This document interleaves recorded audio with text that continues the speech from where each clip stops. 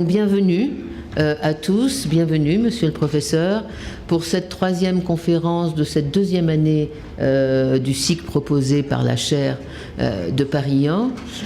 Lorsque nous nous étions réunis l'année dernière au Conseil scientifique, nous avions décidé que cette année il y aurait un focus plus particulier sur les questions asiatiques. Et donc ce soir, vous allez avoir la première conférence vraiment centrée sur les enjeux stratégiques en Asie. Et puis ce thème asiatique s'égrènera au fur et à mesure des conférences jusqu'au colloque final du 2 avril. Avant de présenter vraiment la séance et de donner la parole à notre invité, je voudrais faire une remarque logistique. Pour ceux qui se sont inscrits, je sais que beaucoup d'entre vous sont inscrits à pratiquement toutes les conférences. On m'a demandé déjà de vous signaler que le 9 mars, pour la conférence de Brad Roberts, nous avons un problème de salle, n'est-ce pas ? Voilà, qui n'est pas réglé, mais qui sera réglé, donc qui ne sera pas ici, ça c'est clair. Donc voilà, vous serez informés, mais sachez déjà que le 9 mars, vous aurez une indication particulière pour la salle. En attendant, je vais donc donner la parole à notre invité de marque, le professeur Chung-Ming Lee. Merci beaucoup d'avoir accepté notre invitation. Le professeur Lee est donc professeur de relations internationales à l'université de Yonsei en Corée du Sud.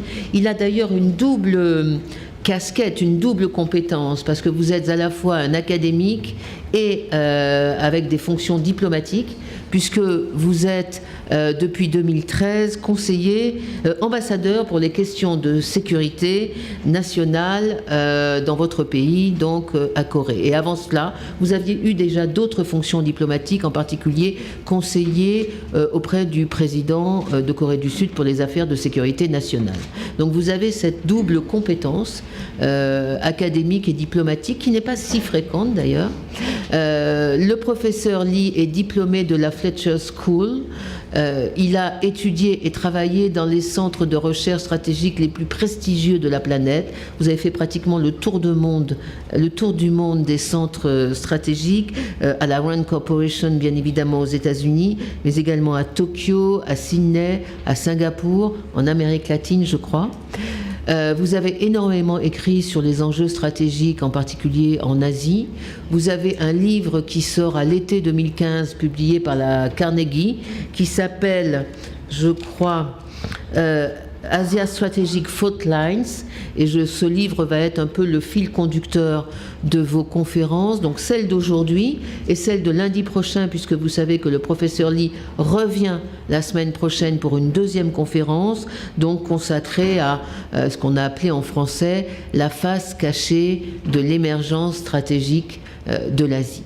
Donc, thank you very much. Vous avez la règle du jeu, c'est que vous avez maximum 1 heure, 45 minutes, 1 heure pour votre présentation. Et ensuite, je donnerai la parole à Pierre Journoux et nous ouvrirons le débat avec la salle. So, thank you very, very much. And you have the floor.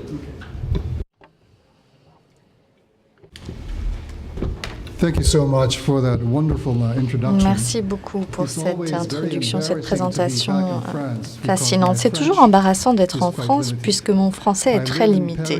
J'ai vécu à Paris jeune, à l'âge de 3 ans, pendant quelques temps, mais je n'ai malheureusement pas pu m'entraîner à parler français à l'époque. Ma meilleure langue romane est l'espagnol, puisque j'ai vécu au Mexique pendant 4 ans et mon allemand est un peu oxydé, mais bien meilleur que mon français. C'est un vrai plaisir que d'être parmi vous, experts en cette matière. C'est ce que je souhaite faire aujourd'hui, c'est vous présenter une vision différente de l'émergence de l'Asie. Je suis coréen, je suis asiatique, je suis très fière des progrès accomplis par l'Asie, mais ce que j'aimerais vous dire ce soir, c'est la chose suivante. L'Asie est le moteur économique mondial le plus important, mais l'Asie est aussi le lieu des défis sécuritaires les plus importants au monde. Comme je l'ai déjà dit ailleurs, nous avons là un mix de tous les défis en termes de sécurité qui existent au monde. Et à moins que l'Asie n'arrive à se remettre de ces lignes de fracture et de ces tendances lourdes, son émergence ne pourra être complète. Je sais qu'il y a de nombreuses personnes en Asie qui parlent de l'émergence de l'Asie avec une note très positive et comme je l'ai dit, je suis très fière de ce que nous avons réussi à accomplir, mais j'aimerais, moi, aborder les points critiques auxquels fait aujourd'hui face l'Asie. Je pense qu'il y a peu de personnes en Asie qui parlent de l'Asie avec cette perspective et c'est pourquoi lorsque la Fondation Carnegie pour la paix a accepté de publier mon ouvrage qui paraîtra à l'été 2015. J'espère qu'il y aura une traduction française par la suite de cet ouvrage et c'est ce que je vais aborder dans ce travail. Donc, comme je vous le disais, c'est le dilemme asiatique. Qu'il s'agisse de la Chine, de l'Inde, du Japon, de la Corée, voilà les leaders mondiaux de la technologie, de l'innovation, de la croissance économique. On lit partout la réussite des téléphones portables Samsung ou de l'histoire de Sony ou des histoires de ce type. Mais en même temps, l'Asie abrite quelques-uns des problèmes les plus importants au niveau mondial. Et avant d'en venir là, j'aimerais vous expliquer la dynamique des changements dans le monde, puisque à l'échelle mondiale, il y a un grand déplacement de l'Occident vers l'Orient. Mais là où je ne suis pas d'accord avec de nombreux universitaires asiatiques, c'est pour dire que la plupart de ces universitaires disent que l'émergence de l'Asie signifie le déclin de l'Occident. Or, je suis en désaccord complet sur ce point.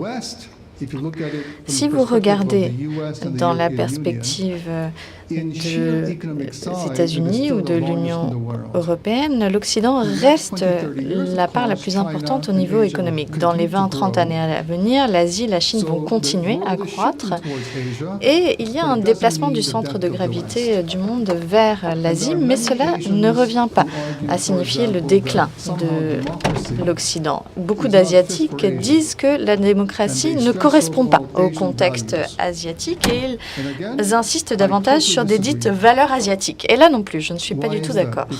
Pourquoi ? Parce que je suis fermement convaincue du fait que le Japon, la Corée du Sud, le Taïwan ou d'autres pays asiatiques ont fait la démonstration du fait que l'Asie peut être à la fois libre et prospère. Et l'autre problème clé, c'est que l'Asie a été très responsable. Regardez cette carte. La ligne bleue, c'est l'Asie dont vous avez tous connaissance. C'est l'Asie de Shanghai, de Tokyo, de Séoul, Hong Kong, Singapour et plus récemment Jakarta. Ce sont les tours de nombreux étages du monde de la finance, de l'innovation. Cette zone asiatique a beaucoup de problèmes aussi. Regardez le détroit de Taïwan, la péninsule coréenne et plus récemment la mer de Chine méridionale. Mais regardez la flèche rouge. Là, c'est l'Asie qui me préoccupe. C'est l'Asie qui représente une ceinture énergétique, mais aussi une ceinture d'États défaillants. Je rentre du Pakistan depuis il y a à peine 2 mois. Et dans mon ouvrage, je traite longuement de la situation pakistanaise. S'il y a un pays au monde qui m'inquiète plus que la Corée du Nord, à tout égard, c'est bien le Pakistan. Et à moins que nous n'arrivions à déchiffrer cette ligne rouge asiatique, la ligne bleue asiatique ne pourra jamais être complète. Regardez le développement économique. Cela commence ici en Europe avec la révolution industrielle, puis se déplace vers l'Amérique du Nord au début du XXe siècle et aujourd'hui, bien entendu, c'est le tour de l'Asie. Il s'agirait d'une progression naturelle, mais cela ne signifie pas que l'Occident soit en déclin. Cela signifie simplement que l'Asie rattrape l'Occident. 20 l'Occident. Voilà un graphique tout à fait éclairant. C'est l'économie mondiale depuis l'année 1500 jusqu'en 2050, donc sur une période de 500 ans. Je n'arrive pas à voir bien parce que l'écran est teinté de rouge pour une raison curieuse, mais vous constaterez tout en bas, ici, en rouge, c'est la Chine. Et jusqu'en 1800, la Chine et l'Inde ensemble étaient les économies les plus importantes au monde. Mais que s'est-il passé ensuite? Les États-Unis sont rentrés sur scène. Et jusqu'en l'an 2000,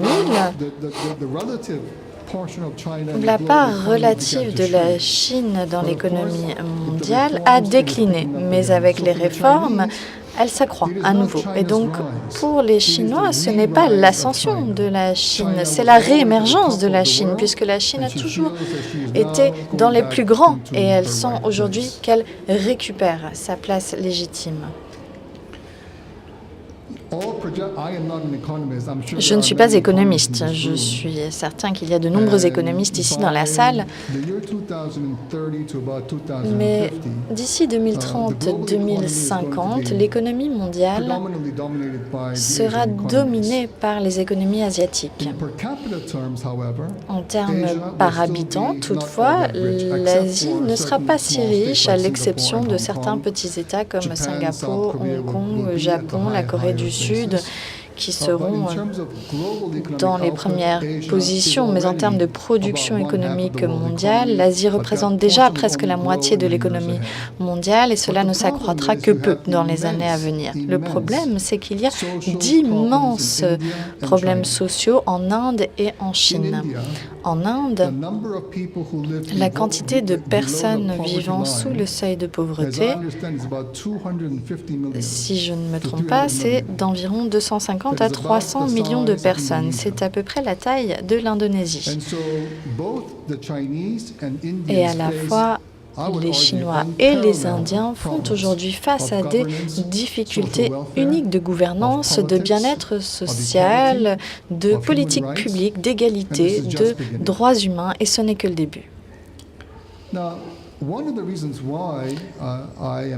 L'une des raisons qui explique ma préoccupation vis-à-vis du contexte asiatique, c'est le fait que, comme je vous l'ai dit, nous avons un concentré de tous les problèmes de sécurité au monde ici en Asie. La rivalité entre les États-Unis et la Chine, la rivalité entre la Chine et le Japon, les difficultés liées aux conflits territoriaux, des États ayant l'arme nucléaire, notamment la Corée du Nord et le Pakistan. Tous les pays asiatiques, absolument tous, dépensent davantage sur leur politique de défense. Et depuis 2010, l'Asie dépense plus en défense que l'Europe de l'OTAN. Pourquoi ? Parce que les Asiatiques ne se font pas confiance. Vous pourrez vous dire, mais comment vous gagnez tellement d'argent, vous avez tellement de revenus? Oui, l'Asie a beaucoup de revenus, mais l'Asie s'inquiète de sa propre sécurité. Quelles sont les grandes questions? Du côté positif, il y a des progrès économiques gigantesques. Un exemple. Mon pays, la Corée du Sud, n'a normalisé ses rapports avec la Chine qu'en 1992. L'année dernière, les échanges bilatéraux entre la Chine et la Corée du Sud, à eux seuls, représentaient 270 milliards de dollars. Or, ce qui est surprenant, et c'est là que nos amis états-uniens ont une vision très différente de la Chine, c'est qu'à différence de l'Union soviétique, la Chine est un adversaire tout à fait différent. La Chine a des incitations économiques tout à fait intéressantes à proposer au monde. Et quelle est la difficulté là pour les États-Unis? C'est que tous les alliés des États-Unis dans la région, absolument tous, l'Australie, la Corée, la Thaïlande, les Philippines, etc., ont plus d'échanges aujourd'hui avec la Chine qu'avec les États-Unis. Par conséquent, tous ces pays asiatiques, qui sont de proches alliés des États-Unis, ont aussi des rapports économiques étroits avec la Chine. Et c'est là que la Chine a un pouvoir d'influence. Et c'est une influence que les Soviétiques n'avaient pas et n'ont jamais eu. Ce qui est positif, c'est que l'Asie coopère sur un plan économique, mais comme je le disais, il y a de grandes difficultés, au premier rang desquelles savoir comment les États-Unis vont entrer en concurrence et coopérer avec la Chine. Et enfin, comment est-ce que l'Asie va faire face à toute une série de problèmes politiques.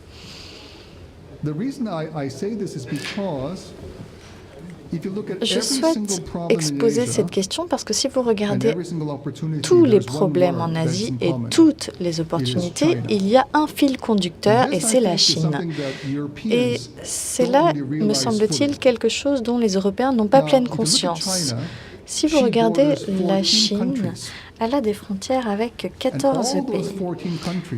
Et tous ces 14 pays, sans exception, sont des ennemis naturels. C'est un gain diplomatique majeur pour la Chine. Pardon, excusez-moi. Il y a un peu plus de contraste sur Just because he doesn't see very well the keyboard. Don't worry. Yeah. We are going to...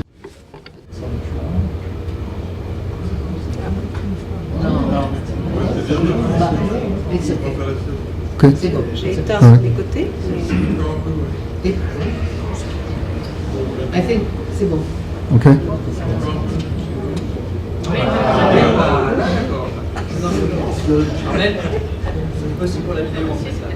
Il faut éteindre.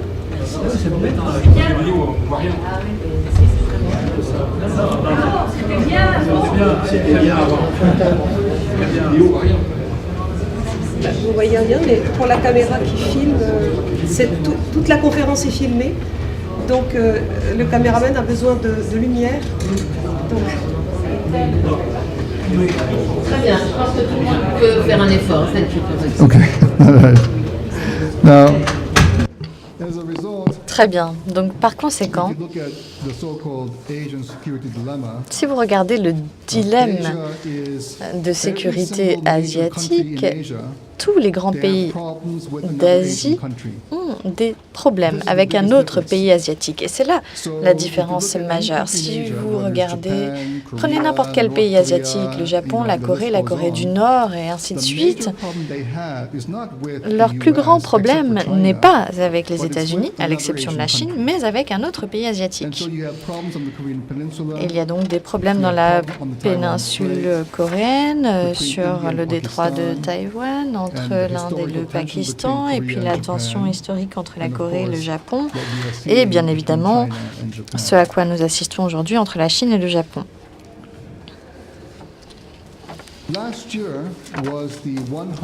L'année dernière, on a commémoré les 100 ans du début de la Première Guerre mondiale. Et comme vous tous qui étudiez l'histoire européenne le savez bien, vers 1900, si vous lisiez les journaux à New York, à Londres, à Paris ou à Berlin, vous auriez été surpris du ton général de l'opinion à l'époque. Et le consensus unanime à l'époque en Europe était de dire qu'il n'y aurait pas de guerre. Il y avait tellement d'échanges commerciaux, tellement de coopération, que tous pensaient finalement que l'Europe allait continuer à innover, qu'il y aurait une paix perpétuelle. Or, en 1914, la guerre la plus importante jamais ayant été connue jusqu'à l'époque a éclaté. Et c'est une leçon qu'il convient de garder à l'esprit alors qu'il nous revient de penser l'Asie au XXIe siècle. Je ne dis pas qu'il y aura une guerre en Asie, mais ce que je dis, c'est que toutes ces histoires de réussite asiatique sont presque trop belles pour être vraies. Il y a des lignes de fond, des problèmes de fond qui existent. Regardez ce graphique qui montre les dépenses de défense. Je serais très heureux de vous faire parvenir cette diapositive. Pourquoi est-ce que l'Asie dépense tant sur sa défense? C'est très simple. each other's neighbors. Ils ne se font pas confiance les uns les autres entre voisins. Le premier garant de la sécurité depuis la Deuxième Guerre mondiale, ce sont les États-Unis. Et c'est ce qui dérange profondément la Chine, puisque depuis la perspective de la Chine, l'Asie est leur chasse gardée. Et les États-Unis ne font qu'intervenir, que s'immiscer dans leurs affaires. Or, même si les Chinois ne l'ont pas vraiment dit, ce qu'ils souhaitent à long terme, c'est une version chinoise de la doctrine Monroe.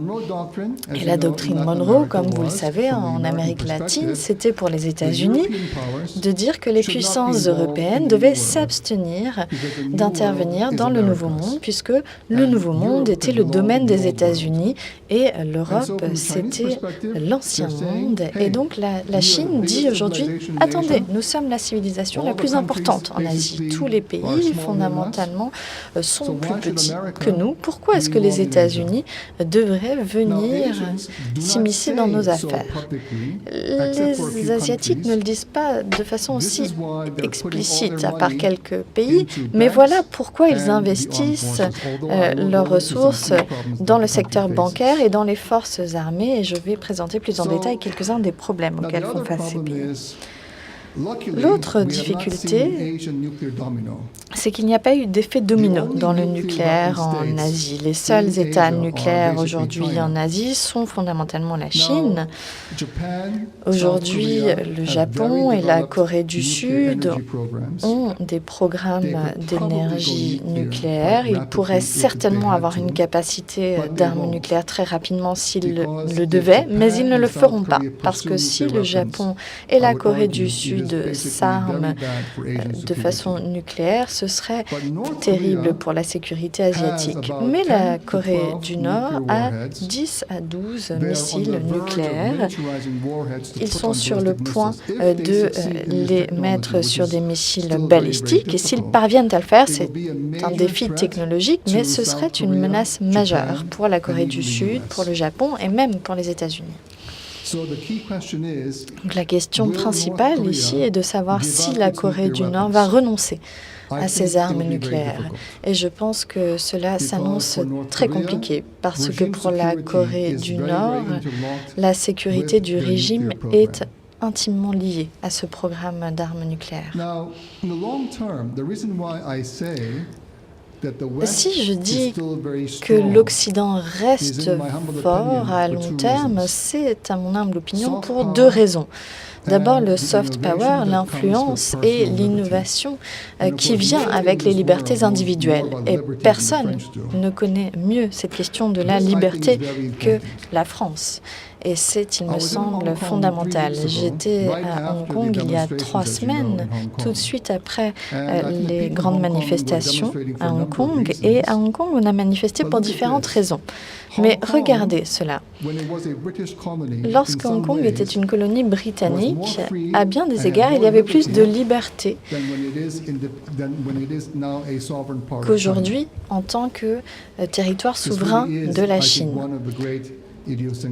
Et c'est là une problématique tout à fait caractéristique que nous avons. Mais si l'Asie veut devenir un acteur principal, il faut investir plus dans ce soft power, ce pouvoir d'influence. Permettez-moi de montrer quelques-unes des problématiques clés dont je pense qu'en Europe, nous n'avons pas tous conscience, même si ici dans la salle, vous êtes certainement nombreux à les connaître. Au cours des 30 à 50 années à venir, la population mondiale, qui est d'aujourd'hui 7,5 milliards de personnes, va atteindre les 9 milliards. Cela dépend des prévisions. Il y aura 3 milliards d'habitants additionnels sur la planète, mais ces tendances démographiques diffèrent largement. Dans les parties les plus pauvres de l'Asie, en Inde ou dans le sud-est asiatique, où il y aura une véritable explosion démographique, alors que dans les parties les plus aisées d'Asie, au Japon, en Corée du Sud et dans certaines parties de la Chine, il y aura un déclin démographique.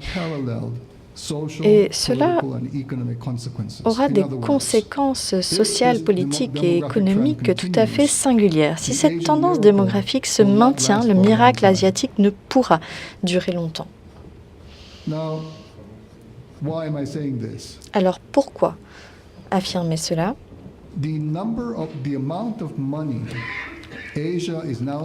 Les montants que l'Asie consacre aujourd'hui à la défense ne sont rien par rapport à ce que l'Asie doit dépenser sur le bien-être social. Voilà quelques chiffres, que ce soit les soins de santé pour les personnes âgées. Il y aura une pression énorme sur les gouvernements pour dépenser plus sur le bien-être social que sur la sécurité nationale. Vous n'arrivez pas à lire les chiffres, c'est écrit trop petit, mais c'est tout à fait éclairant. En Chine, il y a aujourd'hui 1,36 milliard d'habitants, chiffre de 2010, mais d'ici 2100, la population va décliner jusqu'à 1,86 milliard. C'est encore une population tout à fait considérable, mais moindre. Au Japon, la population d'aujourd'hui est de 127 millions d'habitants. Et en 2100, la population japonaise aura chuté pour atteindre les 85 millions. Et en 2050, donc dans seulement 35 ans, la population du Japon sera de 105 millions d'habitants. Il y aura donc une chute nette de jusqu'à 105 et pour atteindre 85 millions en 2100. C'est quelque chose auquel le Japon ne s'attendait tout simplement pas. En 1910, le Japon avait la 5e population la plus importante au niveau mondial, mais en 2100, il y aura un déclin net. Et la seule grande puissance qui connaîtra une augmentation démographique, ce sera les États-Unis, en raison de l'immigration. Et le seul pays asiatique dont la population s'accroîtra, c'est l'Inde, le Vietnam, l'Indonésie et la Birmanie. Regardez les taux d'urbanisation. Cela montre que le Japon, la Corée du Sud et la Chine s'urbanisent très rapidement, ce qui crée de grandes opportunités, mais aussi de véritables défis de fond pour l'énergie, le logement, l'éducation et les soins de santé. Il y a un problème majeur qui est celui du vieillissement. La France connaît aussi, si je ne me trompe pas, des problèmes tout à fait considérables de vieillissement de la population. Mais regardez ces chiffres. En 2010, au Japon, 23% de la population était âgée de 65 ans ou plus. En 2050, il s'agira de presque 37% de la population. C'est-à-dire presque une personne sur 4 au Japon sera âgée de 65 ans ou plus. En Corée du Sud, aujourd'hui, 2010, il s'agit de 11% de la population. Et en 2050, 35%, donc presque le même niveau que le Japon. Le Japon ne fait pas que décliner en termes démographiques, mais sa population vieillit et devient de plus en plus grisonnante. Mais regardez la Chine. La population chinoise vieillira aussi rapidement d'ici 2050. 24% des Chinois et des Chinoises seront âgés de 65 ans ou plus. De nombreuses personnes disent que la Chine va vieillir avant de devenir riche. Alors, quels sont les pays jeunes en Asie? C'est l'Indonésie, l'Inde et le Pakistan.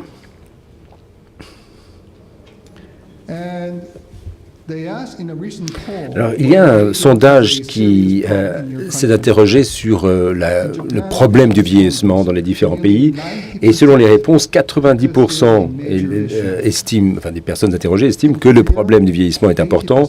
En Corée, c'est 80%. En Chine, 65% des gens le pensent. Donc, au Japon, c'est 90%. Donc, tous ces pays sont parfaitement conscients du problème qui les concerne directement. Et ça, c'est quand même assez intéressant. La question est de savoir qui doit financer la santé des personnes âgées. Et au Pakistan, les personnes interrogées estiment que c'est la famille qui doit s'occuper de ces seniors. Mais en Chine, au Japon et en Corée,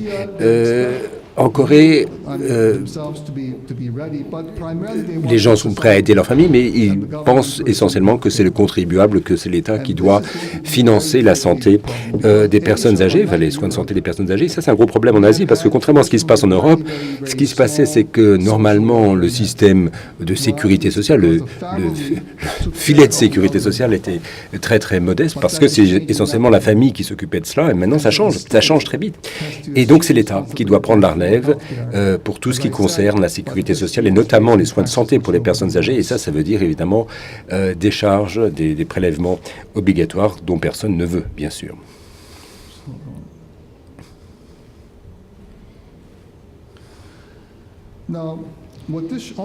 Alors, et ce que vous avez ici, c'est que vers 2050, donc ma fille aura 23 ans cette année, donc lorsqu'elle aura l'âge que j'ai maintenant, à savoir 55 ans, peut-être un peu plus, l'Asie sera face à un autre problème, et qui est que tout le monde partira à la retraite en même temps. Tout d'un coup, vous aurez un arrivage de retraités. En Corée du Sud, 55% des personnes actives vont prendre leur retraite d'ici à 2050. Au Japon, c'est 47% de la population active. À Singapour, 40% de la population active prendra sa retraite en 2050, ce qui veut dire que tout d'un coup, vous avez ces tendances qui vont s'accumuler et qui, dans l'ensemble, sont très négatives pour l'Asie qui est riche, alors que les parties pauvres de l'Asie, elles connaîtront d'autres problèmes.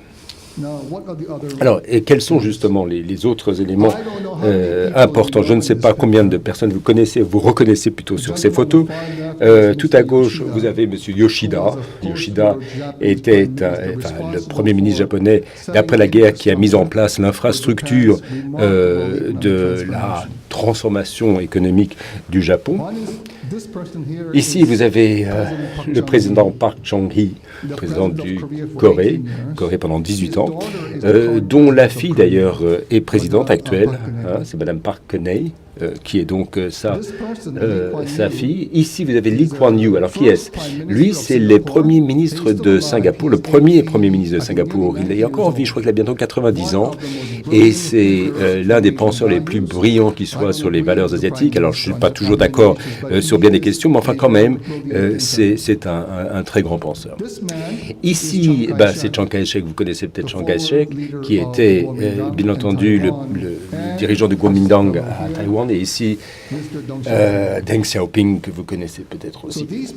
Donc, ces personnages, à mon humble opinion, sont ceux qui ont transformé l'Asie. Moi, je suis né en 1960, et même si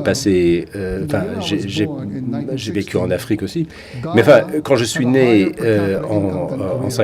en 1960, le Ghana avait un PIB supérieur à la Corée. Les gens allaient étudier au Ghana plutôt qu'en Corée du Sud. Je ne suis pas en train de critiquer le Ghana, ne vous y trompez pas, mais de mon vivant, donc en l'espace de 55 ans, la Corée, qui était l'un des pays les plus pauvres du monde, est devenue la 13e puissance économique de la planète et la 4e de l'Asie.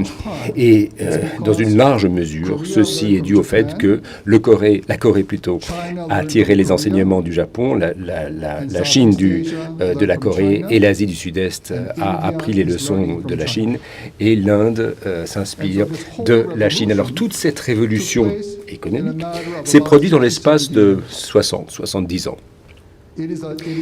Et c'est le changement le plus spectaculaire de toute l'histoire de l'humanité. Et je dis à mes amis chinois, vous avez réalisé un miracle. Le miracle, c'est que maintenant vous êtes en mesure de nourrir et d'éduquer près d'1,3 milliard de Chinois.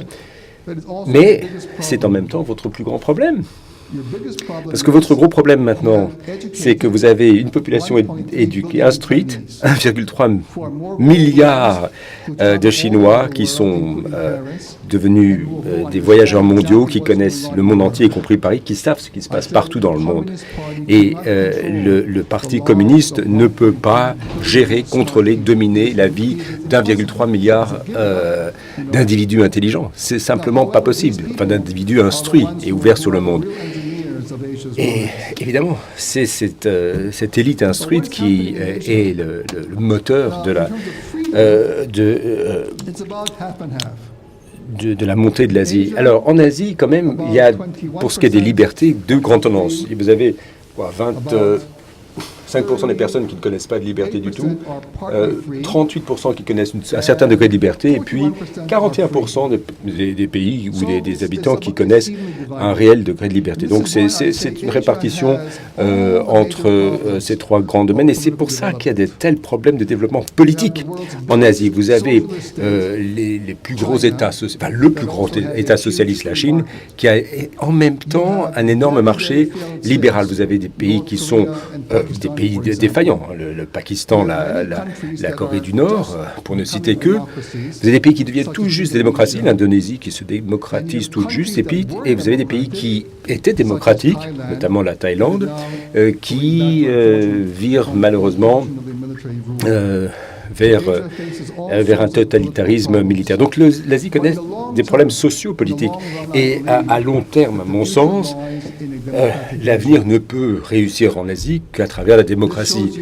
Et là, vous avez d'ailleurs le niveau de démocratie en Asie. Le pays le plus démocratique de toute l'Asie, c'est bien entendu le Japon, suivi de la Corée, de l'Inde, des Philippines aujourd'hui, qui a fait évidemment des progrès spectaculaires.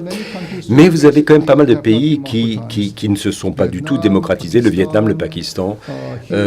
Ici, on dit que Singapour n'est pas entièrement démocratique, et puis l'Indonésie est en période, disons, de transition démocratique. Ce que vous avez ici, c'est la liberté de la presse. Et alors, nous savons à quel point cette question est importante ici en France.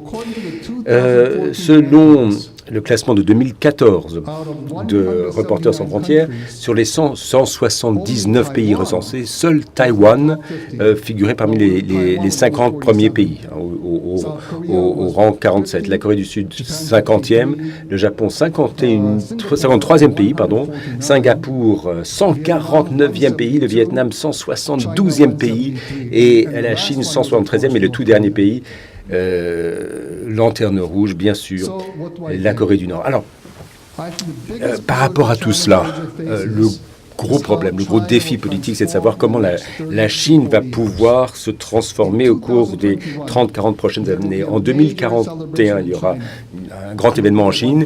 Ce sera le 100e anniversaire de la naissance du Parti communiste chinois. Mais à terme, ce parti unique va connaître des problèmes, problèmes qu'on retrouvera certainement également en Corée du Nord. Alors, pour conclure, quelques chiffres quand même avant de conclure donc. Les téléphones portables, évidemment, ont révolutionné la face du monde. Alors, certains d'entre vous se disent que les Coréens du Nord les Nord-Coréens n'ont pas de téléphone portable. À votre avis, combien ils en ont, les Nord-Coréens, de téléphones portables? Non, attention, vous avez 22 millions d'habitants. Pour ces 22 millions, il y a en moyenne, il y a à peu près entre 4 et 5 millions de téléphones portables en Corée du Nord. On ne peut pas téléphoner à l'étranger, on peut faire que des appels locaux. Mais même dans cette société qui est la plus fermée du monde, même cette société évolue grâce à la technologie mobile. Alors, ce que je vous propose de faire, c'est vous donner quelques chiffres intéressants, des recensements, en quelque sorte. Aux États-Unis, on a des positions différentes sur les États-Unis. Enfin, si on fait des sondages, si on regarde le monde entier et les États-Unis ont davantage d'amis à travers le monde que les Chinois. Bon, ça pourra évoluer à plus long terme, mais le niveau d'attitude pro-américaine au Japon est de 69%, Corée du Sud 78% d'opinion favorable. Le seul pays d'Asie qui n'aime pas beaucoup l'Amérique actuellement, c'est le Pakistan. Il n'y a que 11% de la population qui a une opinion positive des États-Unis, mais la Chine, alors là, c'est quand même un chiffre perturbant. Alors qu'au Japon, vous n'avez que 5% de la population qui a une opinion favorable de la Chine. En Corée du Sud, 46% des Sud-Coréens ont une opinion positive de la Chine. Dans la plupart des pays d'Asie, il y a une certaine ambivalence en ce qui concerne la Chine. Alors, pour conclure, donc, puisque moi-même je suis coréen, je vous propose de vous présenter tout cela en un mot. On parle de la relation entre la Chine et les États-Unis. Mais enfin, s'il y a un pays au monde qui doit tous les jours traiter à la fois avec les Chinois et les États-Unis, c'est la Corée du Sud. Nous avons une alliance très étroite avec les États-Unis, mais notre plus grand partenaire commercial, c'est la Chine. Et ça, c'est un grand écart que la Corée du Sud va devoir gérer au cours des 30 prochaines années. Enfin, en guise de conclusion, les trois principaux pays de l'Asie de l'Est, la Chine, le Japon, la Corée, connaissent des problèmes historiques énormes, des divisions politiques considérables, mais si l'on veut assurer la vraie croissance de l'Asie, ces trois pays doivent apprendre à coopérer les uns avec les autres, de même que la France, l'Allemagne et l'Angleterre après la Deuxième Guerre mondiale. Mais comme je l'ai dit précédemment, la plupart des problèmes que nous connaissons, enfin 90% des problèmes sont intérieurs, sont soit dans nos frontières, soit chez nos voisins immédiats. Et ça, c'est le vrai défi qui est lancé à la montée de l'Asie. Je vous remercie de votre attention.